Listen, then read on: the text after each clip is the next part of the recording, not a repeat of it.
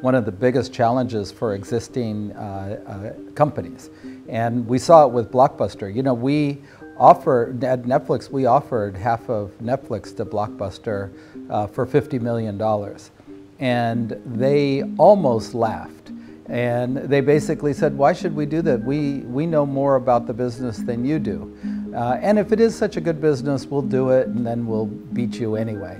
And you see it over and over again where the incumbent player has to spend more time protecting their own assets and are unable to look at the future. They're unable to really take the risk of competing against themselves. And you pointed out the streaming, you know, Netflix getting into streaming. In 2008, when Netflix launched streaming, it had an incredibly successful movies by mail business. By the way, that business still does $600 million a year. But it disrupted itself because it knew that it wasn't going to last forever.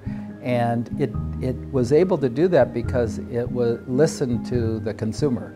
And the consumer, you know, said, I want content immediately upon the time I'm interested in it. And that meant speeding up delivery. And the fastest you could deliver a DVD by mail was a day. And so streaming was the kind of the culmination of that.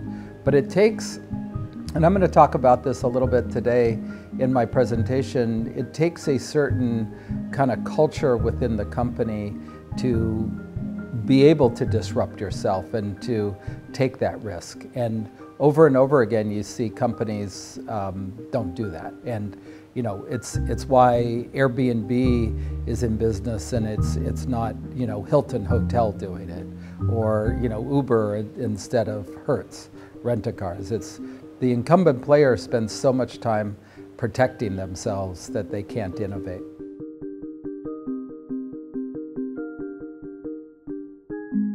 It's almost impossible for them to do it.